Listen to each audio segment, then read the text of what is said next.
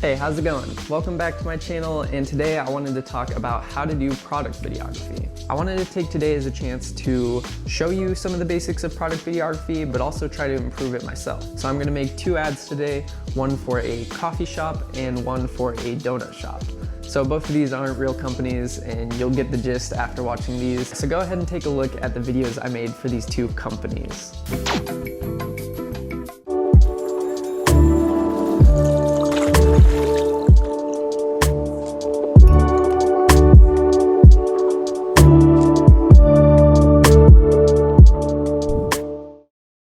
You deserve a donut, but that doesn't mean you can afford a donut. That's where we come in.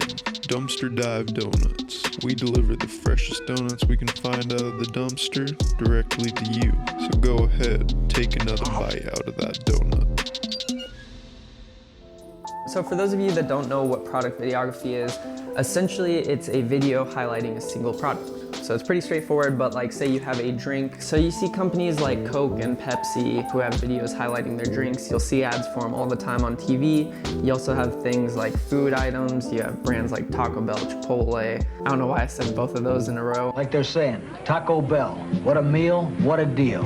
No kidding. You get the point. You also have companies that have a brand new controller or a brand new flashlight, these different objects that you're trying to really highlight and show off so they can sell. So I want to just show you the basics of product videography. So if you have a product of your own you're trying to highlight, or if say you're working for a company and want to make a video for them.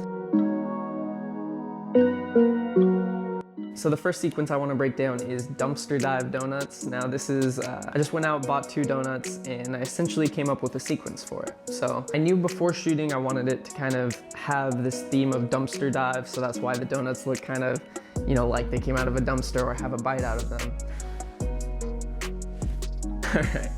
I could just move them, but I think it looks cooler. So for the first shot, I essentially just wanted to get lockdown tripod shots.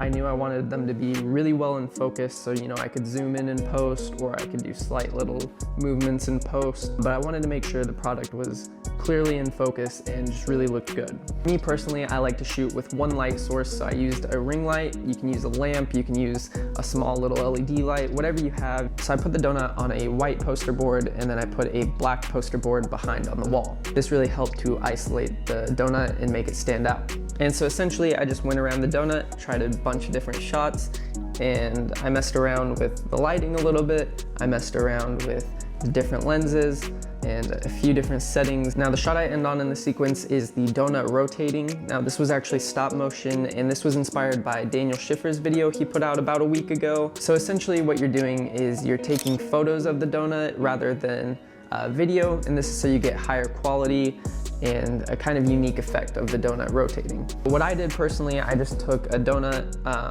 on a black background. I put 2 straws through the side and balanced it on 2 cups, and then I rotated the donut, took a bunch of pictures of it, and then I took it into my editing software, masked out the donut, and you get a really cool looking effect. I'll link his video down below so you can check that out. And if you are interested in more stop motion in the future, I'm actually gonna have a video coming out next week breaking down all the basics of different types of stop motion. So for the coffee sequence, what I did was I used a white ceramic mug. This is one I already had in my house with no branding on it, so it worked well for making a video for a coffee shop. And then I had a actual hardwood table, which I think looked pretty nice for the shot. You know, use whatever textures you have in your house. So say your floor is hardwood, or say, you know, you have a nice table with a good texture, or say you don't have either of those, same with the donut thing, just go out and buy, say, a blank background, just buy some poster board that you can put your cup on. Again, I used a single light source. I used my ring light and my camera on a tripod. After that, I went out and bought some coffee beans just to put on the table to help it, you know, kind of sell the look. So for the coffee itself, it's nothing impressive. I just took the Krug coffee maker and a pot of coffee, and I just used that. And it actually gave me really good steam for the shots. I think they look fantastic. I just messed with the lighting a little bit so the ceramic cup didn't reflect too much. And then I did the same thing with the donut. I basically went around, got a few different angles, got some close-ups, some wider shots. And then for my shots from above, I essentially just focused on the coffee, again, moving my lighting around to make it look the best possible. And then I knew I could zoom in post. So it's really about getting a bunch of unique different angles, making sure your subject looks as best as possible, and getting a little creative with it. Here's the gear you should probably have if you're doing product videography. You should have a camera, obviously. You should have a tripod, that's nearly a must. And you should have a single source light. You can do multiple lights to get, the perfect lighting you want, but I think one light source is enough when it comes to product videography. This way you can get it close to your subject, really isolate them from the background, and draw the viewer's focus to it. And lastly, you need a surface to shoot on. Now, this could be just any basic table, and it depends on your creativity, but if it has a nice texture, you can just use that table itself. But what I like to do a lot of times is just go buy some cheap poster boards from Dollar Tree, Walmart, wherever you can find it super cheap. I like to use black and white a lot, and this way you isolate your subjects really well. It's something you can use over and over again to isolate different subjects, and you see professional level videos all the time use just straight black backgrounds or white backgrounds. I think you should definitely go out and buy some poster boards. When it comes to product videography, there's some basic tips you'll want to know. The first tip is always use a tripod.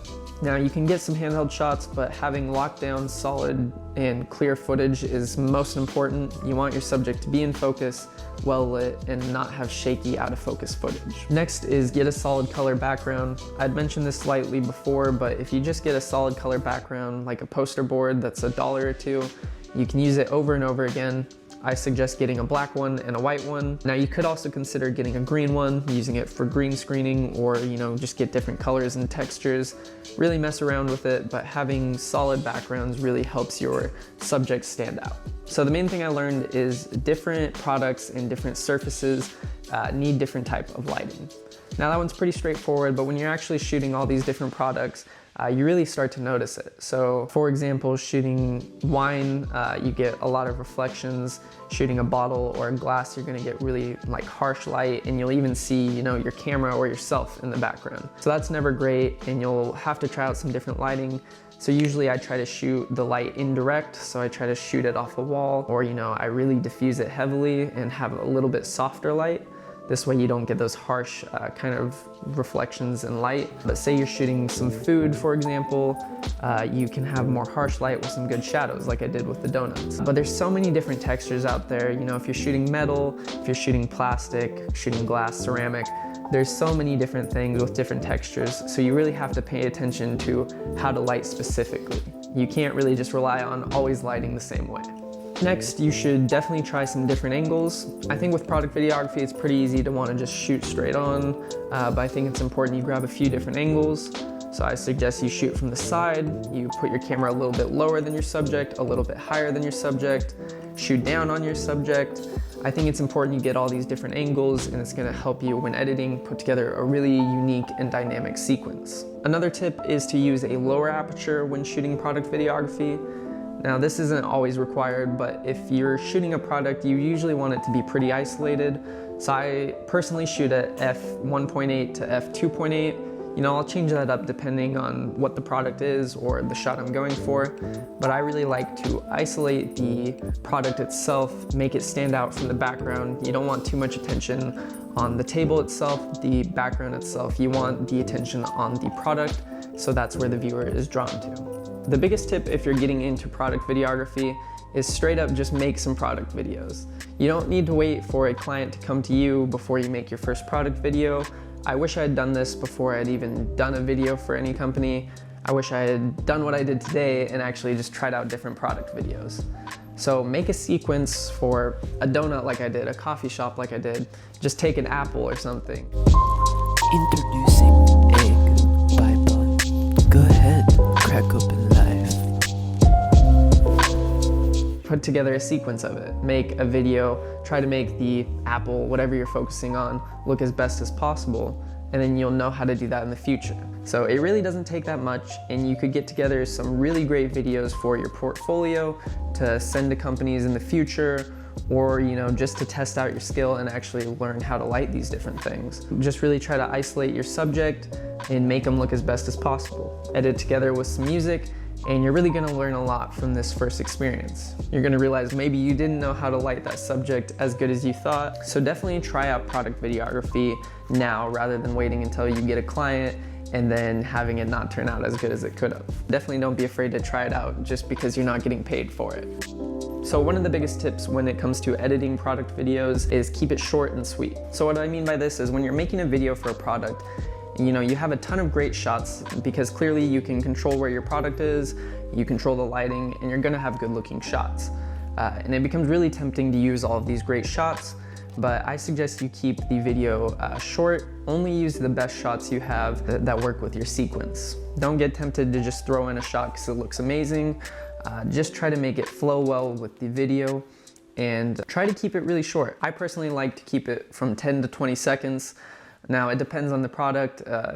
You know, if you're explaining a little bit about a company or the product, you may end up going 30 seconds, you may even end up going a minute. But I think try to keep your sequence as clean, as short and direct as possible.